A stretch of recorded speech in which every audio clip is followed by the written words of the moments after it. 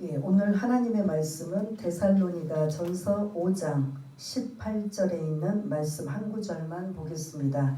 제 성경으로는 신약성경 333쪽에 있는 데살로니가 전서 5장 18절 말씀 다 찾으신 줄 알고 우리 다 같이 함께 읽겠습니다. 시작. 범사에 감사하라. 이것이 그리스도 예수 안에서 너희를 향하신 하나님의 뜻이니라. 다시 한번 하겠습니다. 시작. 범사에 감사하라. 이것이 그리스도 예수 안에서 너희를 향하신 하나님의 뜻이니라. 아멘. 오늘 범사에 감사하라라는 말씀을 가지고 함께 은혜를 나누려고 합니다. 우리 추수감사주일은 교회들마다 이런 절기, 명절이라고 볼 수가 있습니다. 하나님께서 한 해 동안 농사를, 지금은 이제 농사 짓는 그런 산업화 시대이기 때문에 좀 다르지만 우리나라도 그렇고 성경이 기록할 이 당시에는 농업을 하고 목축업을 하는 이런 농사를 하는 상황이기 때문에 하나님이 햇빛을 주시고 비를 내려주시고 그리고 그런 추수하게 하신 이 모든 것들을 기억하며 기념하는 이러한 절기가 추수감사절기를 볼 수가 있는데, 오늘 말씀 범사에 감사 뭐라고 했죠? 범사에 감사하라. 했으면 좋겠다. 뭐 어떻게 하는 거야? 이건 지금 반드시 하나님이 범사에 감사하라라는 명령이에요. 명령. 해도 되고 안 해도 되는 게 아니라 우리 기분, 감정, 우리 상황에 맞춰서 하는 게 아니라 범사, 모든 것에 감사하라라는 이러한 말씀을 가지고 우리가 나누려고 하는데요. 세상에는 세 종류의 사람이 있다고 합니다. 첫 번째 종류의 사람은 기쁜 일이 있어도 감사하지 않는 사람, 그냥 당연하게 생각하는 사람. 두 번째 부류의 사람은 기쁜 일이 있을 때만 감사하는 사람. 보통 이게 세상 사람들이고 우리가 보통 하는 감사의 모습인 걸 볼 수가 있습니다. 세 번째 사람, 오늘 말씀을 이제 함께 나눌 건데요. 기쁜 일이 없어도 고난과 역경과 환난 속에서도 감사하라 하는 이러한 사람이 있다라는 거죠. 근데 하나님은 우리에게 세 번째를 요구하시는 거죠. 기쁠 때 감사는 누가 시키지 않아도 감사합니다. 그러나 기쁜 일이 없고 여전히 힘들고 어렵고 뭐가 달라진 건 없어도 뭐 때문에 분명히 데살로니가전서 5장 18절에 보면 하나님이 감사하라고 말씀하셔요. 근데 기쁠 때만 감사해라, 좋은 일이 있을 때만 감사해라, 그리고 여러 가지 그런 좋은 환경이 있을 때 감사하라는 게 아니라 범사에 감사하라. 범사는 히브리어로 엔판티라고 하는데 모든 것 안에서, 모든 환경 안에서 어떤 상황을, 어떤 환경이 온다 할지라도 그것이 좋은 일이든 나쁜 일이든 슬픈 일이든 어떤 상황이든 뭐하라? 감사하라는 거예요. 근데 이게 이해가 안 되잖아요. 저도 안 돼요, 사실은. 그래서 노력하는 거예요. 완벽하게 이 범사에 감사하라고 이 말씀대로 나는 감사하겠습니다라고 하는 사람이 과연 얼마나 될지는 모르지만 하나님은 분명히 명령하셨어요. 우리를 골탕 먹이고 괴롭히고 우리가 슬플 때 감사하는 걸 보시고 그냥 좋으시려고 하시는 걸까? 그게 아니라 그런 환경 속에 있지만 하나님이 이 명령을 지킬 때 감사가 더 큰 감사로 이루어진다는 걸 볼 수가 있는 거죠. 어린아이가 놀이터에 가서 이제 그 초등학교 정도면 그렇게 부모님이 따라가는 건 안 좋아하지만 5살이나 6살 아니면 그 어린아이들이 놀이터에 놀 때 누가 딱 의자에 버티고 앉아 있으면 든든해요? 예? 부모님이, 엄마나 아빠나 할아버지나 할머니나 누구나 거기 자기 보호자가 딱 버티고 앉아 있으면 그 주변에 누가 때리든지 아니면 누가 나를 괴롭혀도 걱정해요, 안 해요? 내 뒤에 누군가 있기 때문에 나를 보호해 줄 사람. 우리가 그렇게 생각을 해야 되는 거죠. 눈에 보이진 않지만 내 뒤에 백그라운드가 누구다? 하나님이 계시기 때문에. 그리고 하나님이 범사에 감사하라고 했다면 정말 내가 죽을 만큼 힘들고 어려워도 눈물이 나도 이 말씀에 근거해서 저는 감사하겠습니다라고 할 때 하나님이 그 감사를 보시고 어떻게 할 것 같아요? 상황이 바뀌어지고 환경이 바뀌어지고 모든 그런 감사할 조건들이 넘쳐날 거라는 거죠. 왜냐하면 하나님은 반드시 명령하셨기 때문입니다. 그 명령을 우리가 힘들더라도 어렵더라도 지킨다면 반드시 그 감사의 그런 조건들은 더 넘치고 풍성하게 이루어질 거라는 거죠. 여러분들 이렇게 지금 하고 계시는 분들도 있겠지만 제가 한 10가지를 이제 기본적으로 좀 말씀을 좀 읽어드리려고 해요. 나는 어떤 것에 감사하고 있는가. 아침에 눈을 떴을 때 하나님께 감사하다고 고백해 본 적 있으신가요?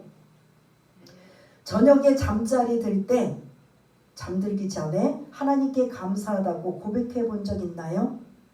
가족이 있다는 것에 하나님께 감사하다고 고백해 본 적 있나요? 직장에 나갈 수 있다는 것에 하나님께 감사하다고 고백해 본 적 있나요? 저녁이 되면 돌아갈 집이 있는 곳에 하나님께 감사하다고 고백해 본 적 있나요? 밥을 먹을 때 하나님께 감사하다고 고백해 본 적 있나요? 남들에게 베풀 수 있음에 하나님께 감사하다고 고백해 본 적 있나요? 공기와 물을 마실 때 하나님께 감사하다고 고백해 본 적 있나요? 성전에 들어올 때, 말씀을 들을 때, 예배 드릴 때 하나님께 감사하다고 고백해 본 적 있나요? 하나님께서 나의 하나님 되신 것에 감사하다고 고백해 본 적 있나요? 이 10가지 중에 아마 분명히 몇 가지는 있으실 것입니다. 그런데 갈수록 기본적인 아침에 눈을 떴을 때, 저녁에 잠자리를 들 때, 이런 기본적인 우리가 생활할 때에서부터 어디까지 예배를 드리며 하나님이 나의 하나님 되신 거에 감사하는 그런 최고의 감사는 뭐냐면 나를 구원하신 것에 감사. 하나님이 나를 자녀 삼아주신 것 감사. 이 지구상에 많고 많은 사람들이 있음에도 불구하고 어떤 사람은 거부하고 핍박하고 박해하고 예수의 예자도 못하게 하는데 왜 눈에고 웬 감사인지 여러분들은 그 예수를 예수님이 살았던 이스라엘 사람도 아니고 그리고 성경에 기록된 말씀을 직접 본 적도 없는데 왜 눈에고 웬 감사인지 그냥 믿어지고 그럴 것이다라고 그래도 추측하고 막연이라도 갖고 있어서 여러분들이 하나님의 자녀가 된 것, 구원받은 것, 감사 중에 최고의 감사는 여러분들이 지금 바라고 소원하는 것들이 있겠지만 최고의 감사는 뭐라고요? 구원인 거죠.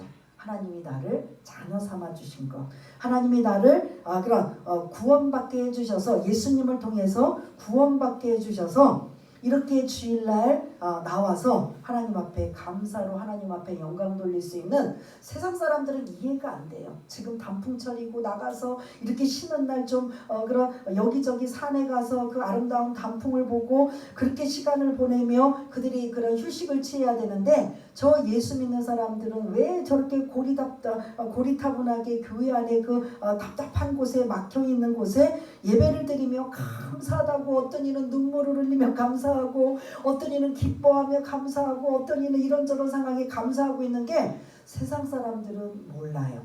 그런데 우리는 왜 그런 거죠? 하나님의 자녀가 되신 것, 자녀가 된 것에 구원받은 것에 너무 감사해서 이 시간 저도 마찬가지고 여러분들도 마찬가지고 이 예배 시간에 나와서 하나님 앞에 감사로 찬양드리고 예배드리는 여러분들이 진짜 복받은 인생이라는 거죠. 잠시 단풍철이라고 해서 단풍 구경 가고 그리고 눈요기 하고 이런저런 세상 사람들처럼 시간을 보내는 게 아니라 그런 것보다 내가 하나님 앞에 나와서 예배드리며 감사로 영광 돌리는 이러한 시간들이 여러 가지 여러분들의 상황이 있겠지만 드리는 이 모든 것 하나님이 받으시고 하나님이 받으시는 것뿐만 아니라 더 큰 감사로 하나님이 우리 모든 한 사람 한 사람들에게 있어질 줄 믿습니다. 그래서 오늘 말씀의 모든 내용은 좋을 때 감사가 아니에요. 이거는 시키지 않아도 아이들도 감사해요. 그리고 앞으로 뭐 조건도 감사한 거 아니고 정말 상황이 감사할 수 없는 상황에 감사라고 하나님이 명령하신 것을 내가 어떻게 지키고 이 명령대로 따르냐는 거죠. 이건 훈련이에요. 여러분들이 계속 하나님 범사에 감사라고요? 나는 지금 막 그냥 내 발등에 불이 떨어지고 막 기가 막힌 상황이고 정말 말도 안 되는 환경이고 나를 정말 정말 죽음의 공포 속에 몰아가고 있는 이 상황에 감사라고요? 이러면서 막 그냥 하나님 앞에 대들기도 하고 원망하기도 하겠지만 그런 상황에 도대체 내가 이해가 되지 못하지만 알 수는 없지만 오늘 18절에 있는 말씀처럼 범사에 감사라는 이 말씀으로 내가 감사하겠습니다. 그럴 때 눈물 나오죠. 가슴이 찢어지죠. 정말 그런 마음이 편안하지 못해요. 그런데도 계속 감사하면 어떻게 된다? 성령께서 나를 사로잡아 주셔서 진짜 감사로 바뀌어지는 거죠. 제가 언젠가도 말씀드린 것처럼 이제 제가 처음에 시작할 때는 모든 환경이 최악이어서 제가 그 일원동 강남에서 시작을 했었는데 거기서는 사실은 본격적으로 교회를 시작한다기보다는 기도처소로 시작하기 위해서 지하로 이제 교회를 얻었던 걸 볼 수가 있습니다. 그래서 그곳에서 예배를 드리며 이런 모든 상황에 있을 때 너무 귀한 분들이 오셔서 함께 신앙생활 하기도 했는데 너무 상처를 주고 아프게 하는 상황도 오더라고요. 그래서 이제 그렇게 상처를 주고 아프게 하신 분들이 또 이제 떠나가신 분들이 있을 때 여러분 어떨 것 같아요? 정말 힘들게 어렵게 이제 교회를 제가 시작했어요. 그 교회도 모든 환경이 열려지고 모두가 축하해 막 기대하는 마음으로 시작한 것도 아니에요. 하나님의 그런 강권적인 개입으로 그냥 순종하며 시작은 했다 해서 하나님이 그래도 몇 명을 붙여주셔서 시작을 했는데 이런저런 상처가 계속 있는 거예요. 근데 동료들은 권사님들이나 집사님들은 그냥 한번 나중에 사과를 해도 치고받고 한번 확 해버려도 되지만 그래도 목사라는 그때는 이제 제가 전도사이기도 하고 목사 안수를 받았는데 그러면 안 되잖아요. 그럼 뭐 해야 돼요? 여러분들 같으면 그런 어려운 일이 생기면 뭐 해야 돼요? 치고받고 한번 싸워야 되나요? 그냥 참는 거죠. 참고 그냥 엎드려서 기도하며 그 하나님께 위로를 받으며 눈물을 흘리는. 그래서 결국은 그분이 이제 떠나셔서 그 지하실에 제가 엎드려서 엄청 많이 울었어요. 그런데 이 말씀이 떠올라서 범사에 감사라고요? 하나님 앞에 어떻게 보면 저는 따진 거죠. 시작은 하나님 지금 이 모든 상황, 이 모든 환경 그리고 지금 이렇게 상처 주는 상황들 범사에 감사라고요? 그러면 막 울면서 그래요. 막 제가 하고 싶은 말을 원망 섞인 투로 하나님 앞에 기도하면서 막 기도하고 눈물로 호소하다가 성령께서 그 기도를 제가 멈추지 않으니까 어떻게 하느냐? 그렇게 하고서 그냥 끝났다면 성령께서 역사하지 않았겠죠. 그런데 그분을 위해서 때로는 나의 아픔, 상처 이 모든 것들을 모두어서 그냥 내 신세 한탄을 하며 엄청 기도했어요. 그날은 엄청 많이 몇 시간을 기도했는지 몰라요. 내 서름에 기도했어요, 사실은. 그런데 시간은 성령께서 나중에 어떻게 하시냐면 그분을 축복하고 그분께 기도하며 감사하게 만드는 일이에요. 이거는 제가 한 게 아니잖아요. 저는 시작은 원망으로 시작했고요. 저는 불평으로 기도했고요. 그리고 그분하고 한 번쯤에 나도 한마디 좀 그냥 그분을 좀 아프게 한번 가시 같은 말을 한번 했으면 속이 시원할 건데 저도 사람이다 보니까 왜냐면 저도 제 안에 재성이 있기 때문에 그러고 싶은데 그러지 못한 그 마음에 누구한테 그거를 하소연을 하냐면 하나님 앞에 기도하며 하소연하는 거죠. 하나님 제가 먹을 게 없어요?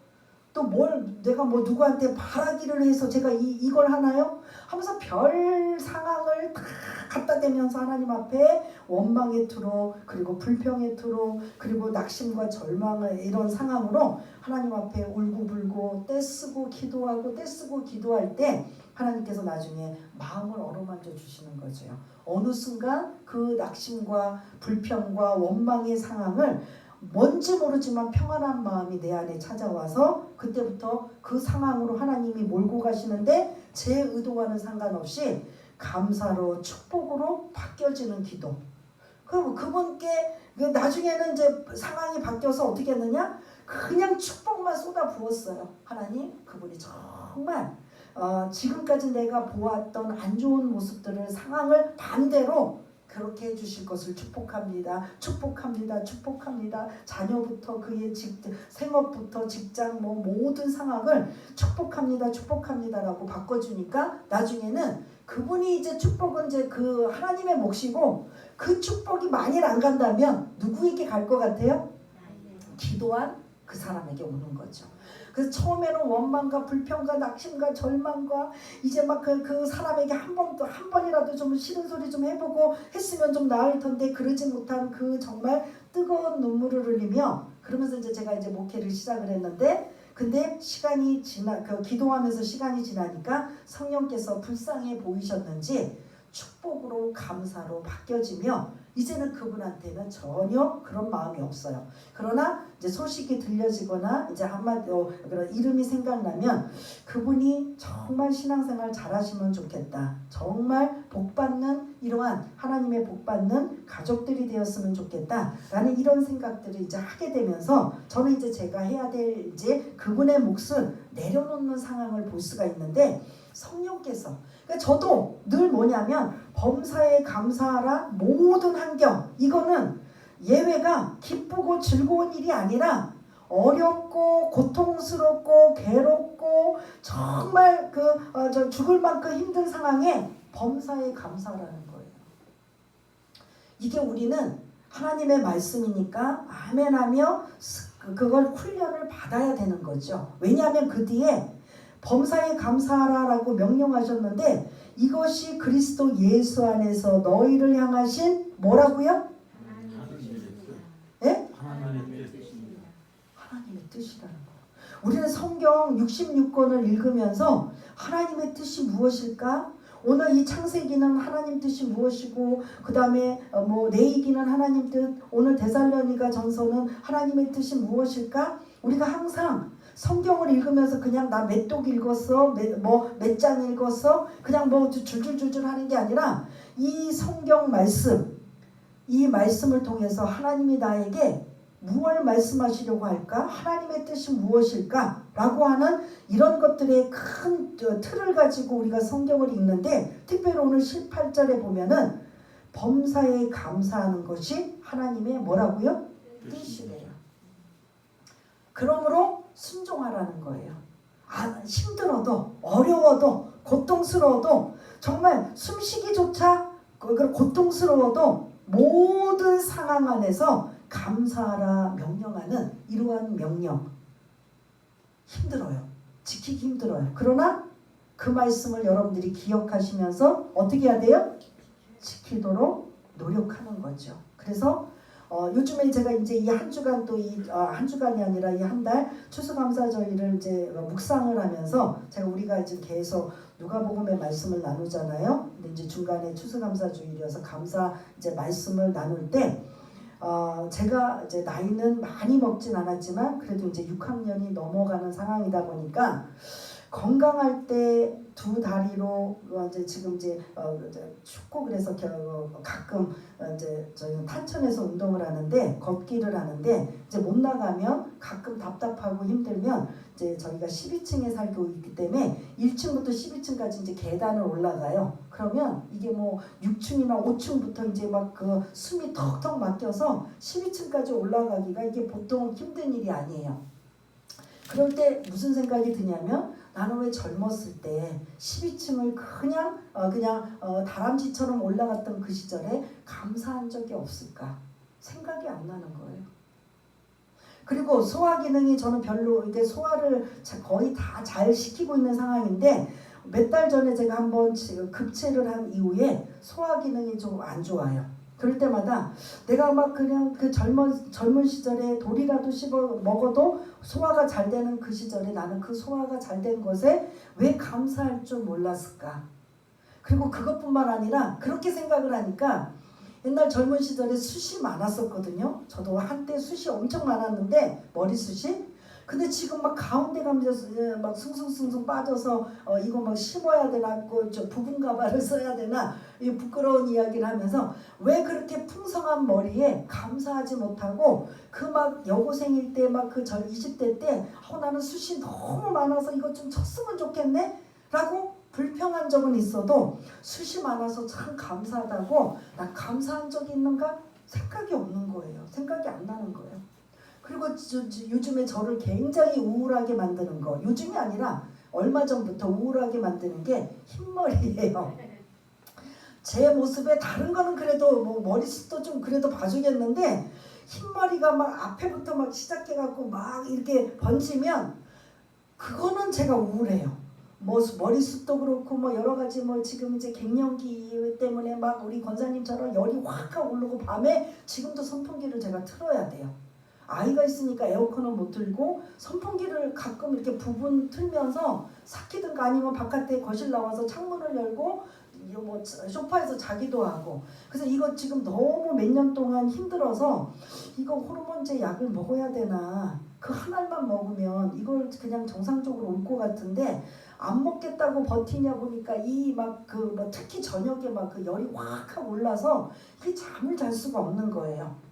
그런 이제 그거는 예외고, 어쨌든 흰머리가 나기 전에, 그 건강할 때 흰머리 나기 전에, 지금 그 우울해가지고 막 빨리 어떻게 하든 미용실 가기 전에 흰머리가 많이 나면 집에서 또 막 보이지 않는, 저 눈이 많이 나쁜데 안경을 벗고 막 그 염색약을 바르면서 막 그 흰머리 날 때마다 우울해요. 유난히 흰머리 날 때마다 제가 우울해요. 그래서 이제 염색을 딱 하고 나면 우울했던 게 싹 사라지는데 이제 일주일만 지나면 다시 그 하얀 게 올라와요. 2주 되면 좀 더 많이 올라와요. 그러면 이제 한 2, 3주 되면 다시 또 우울해져요. 그래서 우울이 이제 많이 하얘지면 이제 더 이상 안 되겠다. 근데 그렇게 흰머리가 나오기 전에 나는 얼마나 그 흰머리가 나오지 않은 색취도 저는 없었거든요. 근데 그걸 가지고 내가 감사해 본 적이 있는가?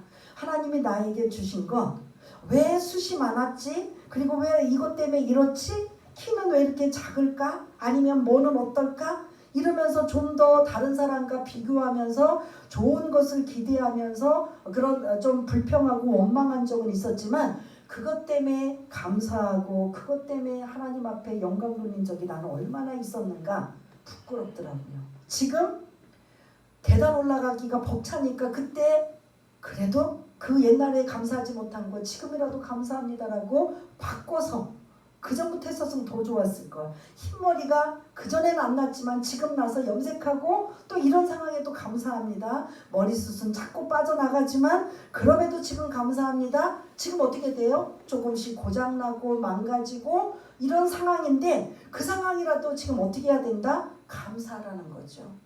여러분들, 저와 여러분들, 그런 좋은 상황이 아니라 힘들고 어려운 상황이지만 감사로 하나님 앞에 영광 돌리시는 저와 여러분 되시기를 바라겠습니다. 그래서 우리가 이제 감사가 365일 매일 감사가 있고, 전천후 비가 오나 눈이 오나 바람이 부나 어떤 상황에도 전천후 감사가 있고, 벼랑 끝에 떨어질 정도로 고통스러운 상황에도 뭐하라?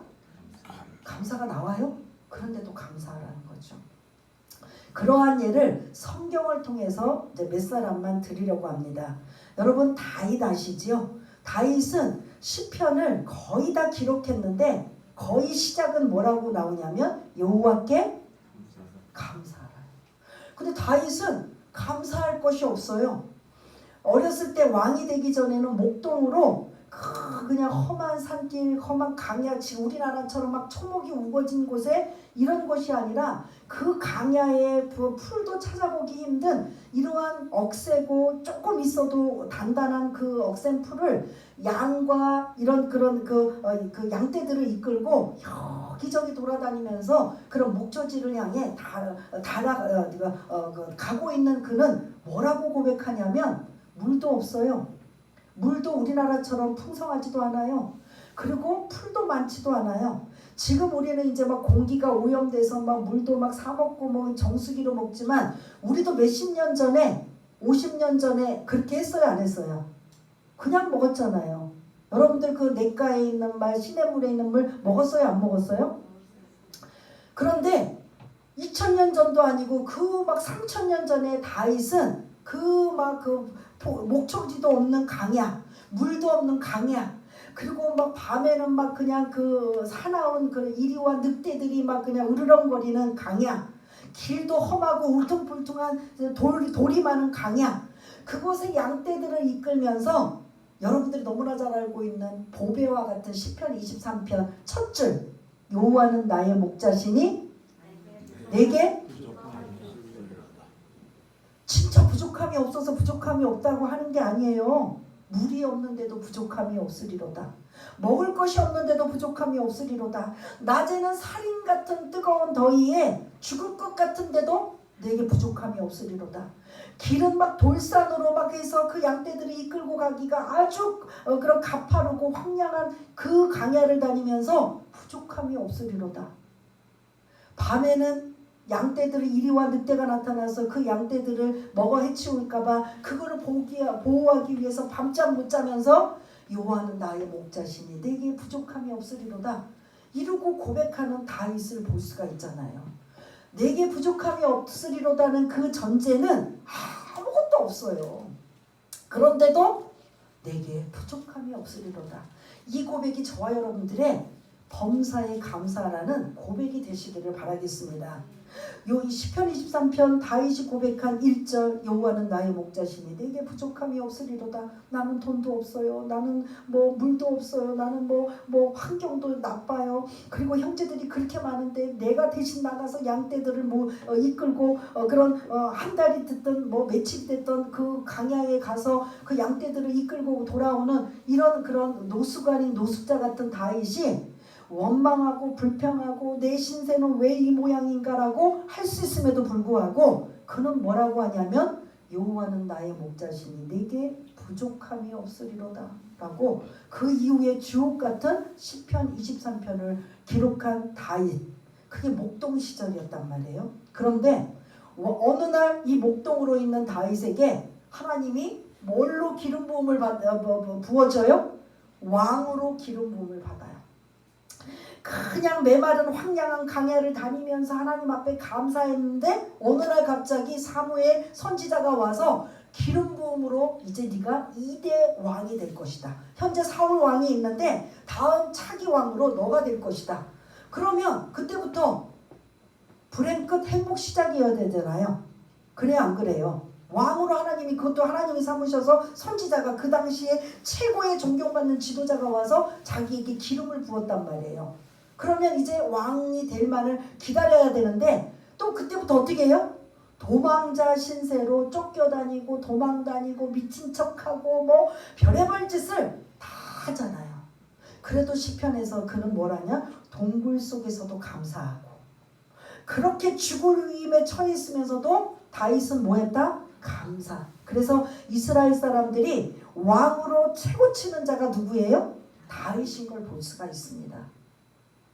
우리가 그렇게 다윗처럼은 아니지만 그래도 뒤쫓아갈 수 있는, 범사에 감사할 수 있는 저와 여러분 되시길 바라겠습니다. 뭐 감사하라고요? 이렇게 죽을 만큼 힘들고 어려운데 감사하라고요? 이렇게 고통스러운데 감사하라고요? 그런데 나보다 더 고통스럽고 힘든 사람이 감사로 영광 돌리며 감사의 그런 축복을 많이 받았다라는 거죠. 그러면 여러분들이 힘들고 어려울 때마다 여호와는 나의 목자시니 내게 부족함이 없으리로다라고 감사로 영광 돌리며, 하나님 오늘 데살로니가전서 5장 18절 범사에 감사하라 명령하셨잖아요. 이것이 그리스도 예수 안에서 너희를 향하신 하나님의 뜻이라고 말씀했다면 내 눈에서는 그냥 정말 힘들고 어려운 쓴눈물이 나오지만 여러분들이 그렇게 고백하고 감사할 때 하나님 그 감사 받으시고 뭐 할 것 같아요?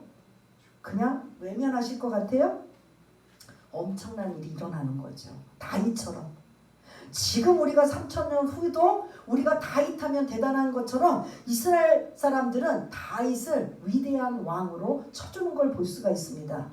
두 번째 벼랑 끝 감사, 다니엘을 소개해 드리려고 합니다. 여러분 다니엘 아시죠? 다니엘은 남의 나라의 포로로, 이제 나라가 멸망해서 나라가 없어졌어요. 그리고 그 강력한 그 당시에 바벨론이라는 나라에서 유능한 인재들, 뭐 왕족들, 쓸만한 사람들, 노약자들 뭐 이런 사람들은 다 버려두고 필요한 사람들, 뭐 노동력에 필요하든지 아니면 뭐 인재로 필요하든지 필요한 일꾼들을 이스라엘에서 다 끌고 가는 중에 그 중에 한 사람이 누구였다? 다니엘과 세 친구였다라는 거죠. 다니엘이 10대 아이예요. 그런데 그 10대가 남의 나라에 끌려가서 산의 진미를 먹는 것부터 시작해서 다 거부해요. 나는 하나님 정체성을 흔들리지 않아요. 나는 하나님의 백성이다. 그래서 우상에서 나온 산의 진미 나는 먹지 않아도 하나님이 나와 함께 하시면 채소만 먹어도 나는 윤기가 자루를 할 것이다 라고 하면서 그렇게 다니엘서가 시작이 되는데 벼랑 끝 감사, 다니엘이 하나님께서 복을 내려주셔서 그 남의 나라에 포로로 갔던 아이가 총리가 돼요. 그 왕 다음에 2인자가 돼요. 그러다 보니까 누가 시기하고 질투할 것 같아요? 그 나라 신하들이. 아니 우리가 강대하여 강력해서 저 포로로 끌려온 저 아이들 인재 머리가 좋아서 쓰는 건 좋아. 그런데 우리도 있는데 어떻게 왕 다음에 제2인자 총리로 다니엘을 세울 수가 있어? 그래서 어떻게든 흠을 잡고 트집을 잡아서 끌어내려고 해요. 근데 트집 잡을 일이 생겼어요. 다니엘은 매일 하루에 3번씩 자기 고국 이스라엘을 향하여 창문을 열고 뭐한다? 기도하고 예배드리는 거예요.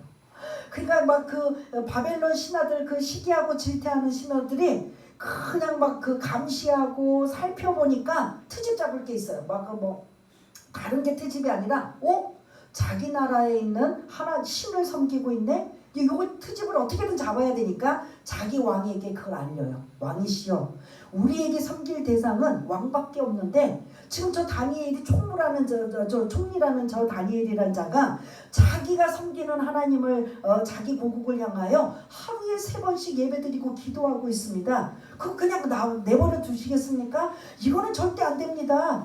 더군다나 총리인데 제가 조금 각색을 하자면 모범을 보여야 되잖아요. 그래서 이제부터라도 왕이시여, 다른 신에게 절을 한다면 그 예배를 드리고 기도한다면 사자굴에 던져놓는 것을 명령하십시오. 여러분 사자굴은요, 사자는 누군가 만약에 사람을 넣어서 잡아먹게 한다면 굶주리게 만들어요. 며칠씩 굶주리게 만들어서 그 로마 경기장, 혹시 여러분들이 영화를 보셨는지 모르지만 그 사자들이 나올 때 배불리 먹고 나오나요? 어떻게 할 것 같아요? 굶겨요. 아주 굶길 대로 굶겨가지고 거기에 풀어놓은 노예들을 잡아 뜯어먹게 만들어요. 그래서 그 원형 경기장에 그 시민들이 막 그거 보면서 막 함성을 치고 그 피를 보면서 막 그냥 기뻐하는 이러한 모습을 볼 수가 있는데, 바벨론에서도 이 신하들이 뭐라고 제안을 하냐면 왕이 아닌 다른 신에게 경배하고 기도하고 하는 걸 금하기 위해서 엄격하게 사자굴에 던져버린다고 하십시오. 이건 벼랑 끝이잖아요. 다니엘 어떻게 할 것 같아요? 남의 나라에 그래도 인정받아서 총리까지 됐는데 이런 명령이 떨어졌다면 여러분 같으면 어떨 것 같아요? 하나님 상황 아시죠? 제가 잠시만 요 명령 이제 그 걷어들일 때까지만 제가 조금 잠깐 방학할게요. 저 같았으면 아마 그랬을 것 같아요. 근데 다니엘은 죽으면 죽으리라 아닌 거죠.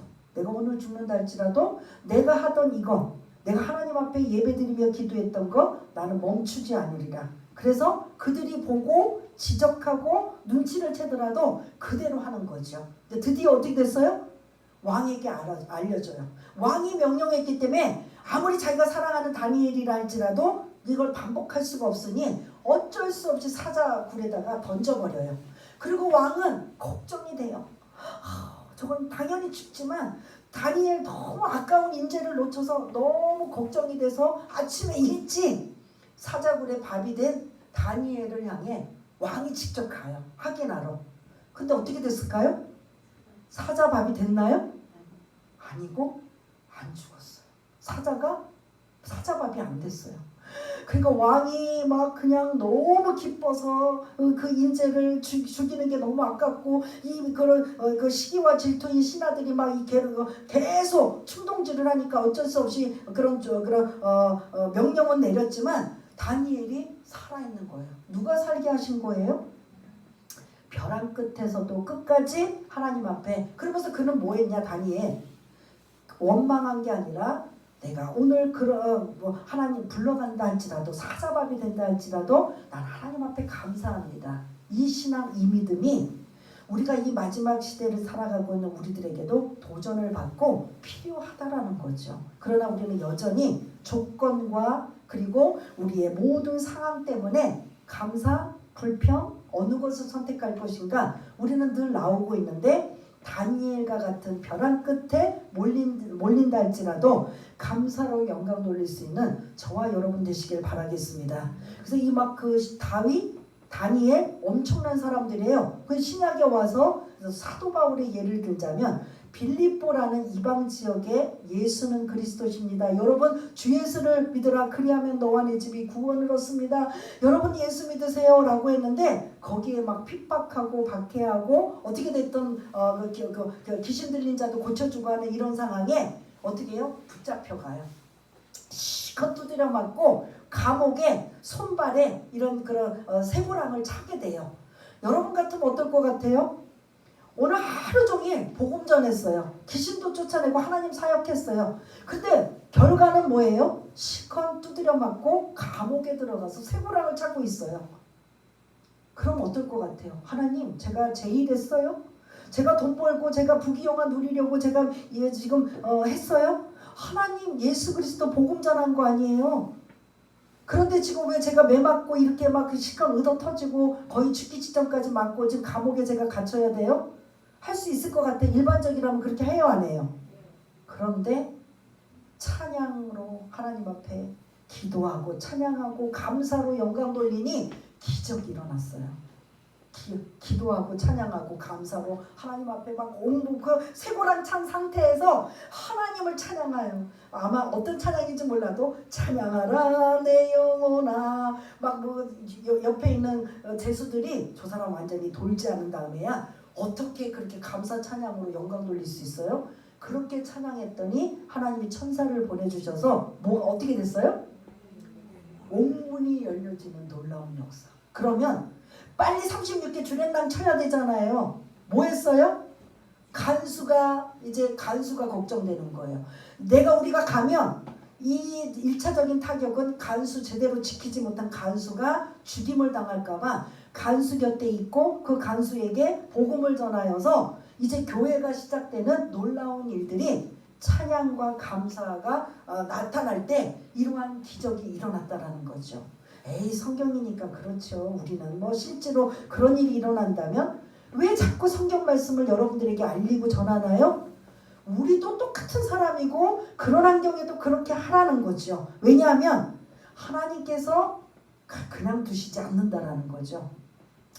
다니엘 사자밥에서 살았잖아요. 사자굴에서.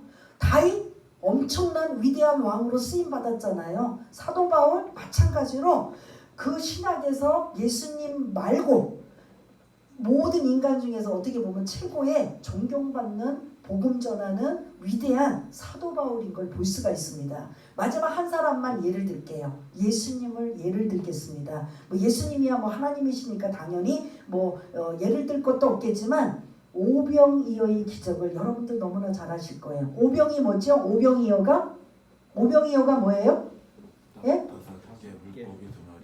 오병 보리떡 5개 물고기 2마리. 물고기 2마리라고 해서 여러분들 이렇게 큰 물고기가 아니라 어떤 거라고 해야 되나요? 조기. 예? 조기. 조기보다도 더 작지요. 더 작아. 이게 아예 도시락이에요. 도시락이면 여러분들이 생각하는 큰 물고기 2마리가 들어갈 것 같아요? 왕멸치보다는 좀 더 큰 약간 꽁치 같은 정도? 지금은 이제 우리가 꽁치가 이제 많이 안 먹지만 꽁치보다는 좀 작은 아무튼 이러한 물고기 2마리와 보리떡 5개를 그 도시락으로 싸온 그 중에 많은 사람들 중에 예수님이 그 빈들에서 그러니까 인적도 없는 빈들에서 하나님의 나라의 말씀을 가르치시고 선포하실 때 그 시간 가는 줄도 몰랐는데 저녁 때가 된 거예요. 막 해가 어둑어둑진 거예요. 근데 이들이 은혜는 받았지만 배는 고프잖아요. 밥 먹을 문제, 저녁 문제를 해결해야 되잖아요. 그런데 이 모인 사람들이 먹은 우리 숫자가 알죠? 예수님 그 모인 무리들이 이 오병이어의 기적 속에 몇천 명이 먹었다? 5천 명이 먹고 12바구니가 남겼다. 그럼 그 상황에 남자만 5천 명이에요. 어린아이들도 있고 뭐 부녀자도 있다 보면 뭐 6천 명 그 이상 될 수 있는 아무튼 5천 명 이상 되는 빈들에 많은 사람이 지금처럼 뭐 하이마트나 뭐 롯데월드나 홈플러스에 가서 뭐 사오는 것도 아니고 그 옛날 고대에 아무것도 없는 그 시절에 그렇게 수많은 사람들이 예수님을 쫓아다니며 말씀을 듣고 치료받는 이러한 많은 자들이 함께하다가 시간이 이제 어둑어둑돼서 배고픈 문제를 해결해야 되는 거예요. 그런데 어린아이 도시락 하나가 그 많은 사람들을 다 먹였다는 거예요. 여러분 생각해보세요. 보리떡 5개와 물고기 2마리 5천 명 장정만 한 사람 먹을 양도 안 되는데 장정만 5천 명이 먹었다. 말이 돼요? 안 돼요? 근데 예수님이니까 하시잖아요. 근데 나는 만일 그런 생각도 해봤어요. 내가 예수님이시라면 굳이 어린아이 도시락 하나 가지고 오라고 해서 안 하고 그 빈들에다가 나는 하나님이니까 여러분들 보십시오라고 뷔페로 막 잔뜩 산의 진미를 싸놓고 야, 이 빈들이 아무것도 없지. 그런데 내가 하나님이니까 없는 걸 이렇게 만들어서 있어라. 그러니까 고기도 풍성하고 있어라. 보리떡도 풍성하고 생선도 풍성하고 야채도 풍성해서 있어라라고 해갖고 막 그냥 지금 우리 손님들 많으면 뷔페 가잖아요. 뷔페처럼 막 싸놓고 너희들 먹어라 라고 할 수도 있어요, 없어요? 예수님은. 그런데 그렇게 하지 아니하시고 뭐 찾으세요? 너희들 중에 먹을 것이 있나 좀 봐라. 그랬더니 안드레가 그 어린아이 도시락을 가지고 온 거예요. 주님, 사실 이거 가지고 온 자도 이게 가능한 뭐 말이 안 되는 상황이잖아요. 근데요, 먹을 것을 찾아오려니 이 아이의 보리떡 5개와 보리떡 5개도 얼마나 할 것 같아요? 호떡만 할 것 같아요? 예? 어떨 것 같아요? 아이의 도시락이니까. 예? 어른의 도시락이면 아마 큰 거겠죠. 빈대떡만 하겠죠. 근데 어린 아이니까 보리떡 5개와 물고기 2마리를 가지고 왔을 때 예수님이 가장 먼저 뭐 하셨는지 아세요? 오늘 말씀의 연관. 예수님이 오병이어를 가지고 성경에서는 축사. 근데 이거를 다시 번역하면 감사하시고. 예수님이 오병이어를 보리떡 5개와 물고기 2마리 그 주변에 지금 5천 명이 넘는 그 장정만 5천 명이 넘는 그 엄청 많은 사람에게 그 어린아이 먹는 보리떡 5개와 물고기 2마리로 하나님 앞에 감사로 영광 돌리고 기도하고 나서 그들을 계속 주는 거예요. 오병이어의 기적이 계속 줄 때마다 나타나는 거예요. 어디서 그게 나오는지 계속. 그래서 5천 명이 먹고 12강주의가 남는. 예수님도 뭐 하셨어요? 예수님 하나님이셔서 그냥 뷔페로 그냥 풀코스로 막 차려놓고 먹으라고 해도 되실 분인데 예수님은 우리의 모범이 되시고 우리가 그 뒤를 따라가기 때문에 말도 안 되는 상황이지만 그 도시락 오병이어를 가지고 뭐 하셨다? 뭐 하셨다? 뭐 하셨다? 크게 좀 해보세요. 감사. 여러분 현실적으로 보리떡 5개와 물고기 2마리가 5천 명이 먹고도 남아요? 맞아요? 틀려요? 현실로 본다면. 근데 하나님의 기적은 그걸 보고 그들이 예수님이 어떠한 분이신가를 알게도 하시지만 감사는 더 큰 감사가 일어나는 거죠. 여러분들도 실제 그렇게 사세요. 하나님, 나 지금 뭐 좋을 때 감사는 여러분들한테 설교 안 드려요. 그러나 고난과 역경과 정말 죽을 만큼 숨쉬기조차 힘들고 어려운 상황에 여러분 뭘 떠올려야 돼요? 오늘 이 말씀 떠올려요. 뭐하라? 우리 다 같이 한번 해볼까요? 시작! 범사에 감사하라. 뭐 그 뒤에 것까지 알면 이것이 그리스도 예수 안에서 너희를 향하신 하나님의 뜻이니라고 다 하시면 좋지만 범사에 감사하라. 하나님 명령하셨으니 제가 지금 숨쉬기도 힘들고 지금 내 발등에 불이 떨어지고 지금 막 그냥 막 난리가 난 상황이지만 감사하겠습니다라고 감사. 왜? 하나님의 뜻이라면서요. 난 잘 몰라요. 앞으로 이루어질 일 더 망가지고 더 엉망되고 더 기가 막힌 상황이 와도 하나님의 백성이 하나님의 말씀대로 범사에 감사라고 했다면 저 그렇게 살겠습니다. 이게 여러분들 오늘 성전문을 나가시기 전에 어떤 상황? 기쁜 일이 생겨서 감사가 아니라 기쁜 일이 없어도 뭐한다? 그럼에도 불구하고 감사라는 거죠.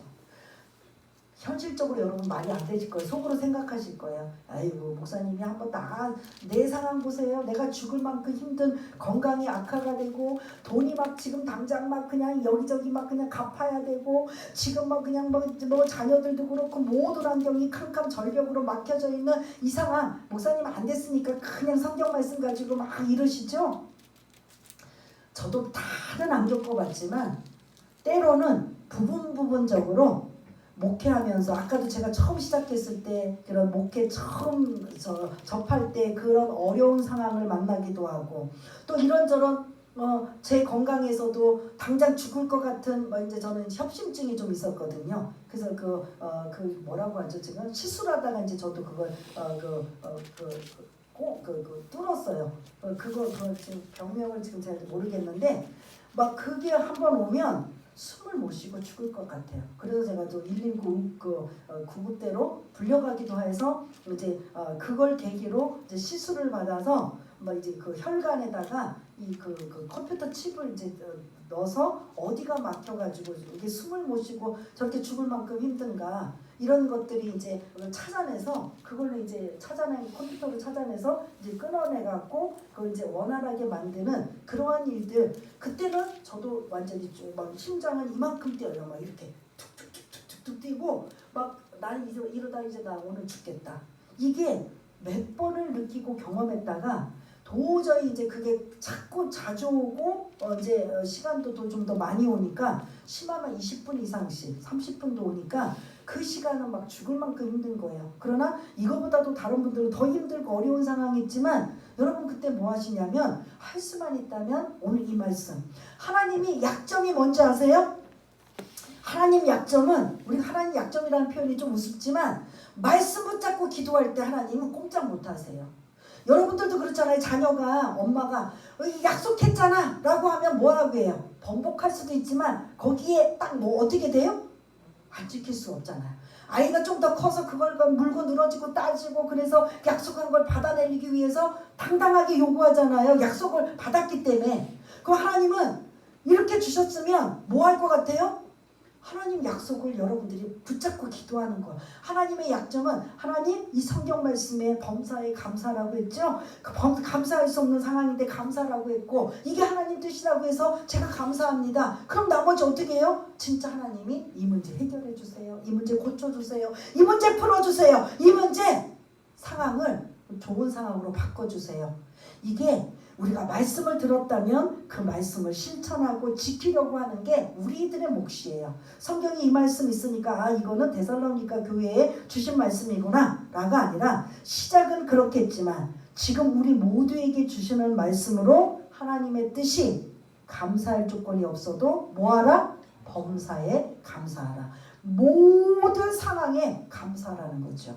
이 감사를 여러분들이 지키시다가 감사 조건이 넘쳐나서 감사의 간증거리가 넘쳐나는 저와 여러분 모두가 다 되시기를 바라겠습니다.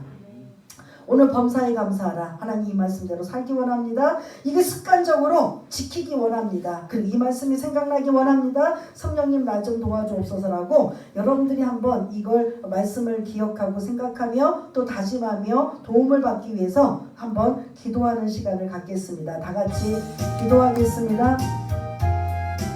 할렐루야. 사랑이 많으신 하나님 아버지 2022년도 추수감사주일을 맞이하여 데살로니가전서 5장 18절에 있는 말씀 범사에 감사하라. 지금 우리는 나이가 많아서 가장 많은 힘든 것 질병 때문에 고통당하고 어려움당하고 걷기도 힘들고 볼 수도 없고 이제 또한 숨쉬기도 고통스러운 이 상황에 고쳐주시기보다는 감사하라고요. 라고 원망할 수 있지만 그럼에도 불구하고 범사에 감사하라 명령하신 하나님의 뜻을 우리가 그대로 순종하며 나가기 원합니다. 죽이시던 살리시던 하나님 앞에 배짱을 가지고 이 말씀 붙잡고 나갈 때 하나님은 어떻게 할까요? 하나님의 가장 약점은 하나님의 말씀을 붙잡고 기도하는 것이 하나님 빨리 응답받는 비결이라면 하나님 오늘 이 말씀 기억하며 앞으로 나의 삶 속에 좋은 일이 있어야 되겠지만 혹여 어려운 일이 생기고 힘든 일이 생기고 죽을 것 같은 상황이 온다 할지라도 하나님 나는 오늘 이 18절에 있는 말씀을 기억하며 고백하며 기도합니다. 범사에 감사하라 모든 상황에서 감사하라 모든 조건에서 감사하라 모든 것 안에서 감사하라 한 이 말씀을 순종하며 지킬 때 하나님 감사의 조건이 넘쳐나는 놀라운 역사가 오병이어의 기적이 5,000명을 먹고도 12바구니가 넘쳐나는 이 기적이 우리의 삶 가운데 나타나지길 원합니다. 매맞고 주일하다가 억울한 일을 당해도 감사로 영광 돌렸더니 옥문이 열려지는 역사가 나타나며 간수장도 아버지 복음을 전하여 아버지 예수 믿고 구원받는 놀라운 역사가 아버지 하나님 주의 일을 할 때도 나타나는 걸 볼 수가 있습니다. 다니엘의 감사 그리고 다윗의 감사 이 모든 것 여호와는 나의 목자시니 내게 부족함이 없으리로다 이 고백했던 고백이 우리의 고백이 되고 우리의 간증거리가 넘쳐나는 귀하고 복된 분들 다 될 수 있도록 주님 도와주시옵소서. 하나님 아버지 매년 이 가을이 되면 추수감사주일로 하나님 앞에 영광 돌립니다. 우리가 무엇으로 하나님 앞에 감사로 영광을 돌릴 것입니까? 기도로 감사하고 생활 속에 감사하고 입으로 감사하고 날마다 늘 어떤 상황에도 감사로 영광 돌리다가 감사의 조건이 넘쳐나는 귀하고 복된 인생들 다 될 수 있도록 주님 도와주옵소서. 모든 것 감사드리오며 사랑이 많으신 예수님 이름으로 기도드리옵나이다. 아멘.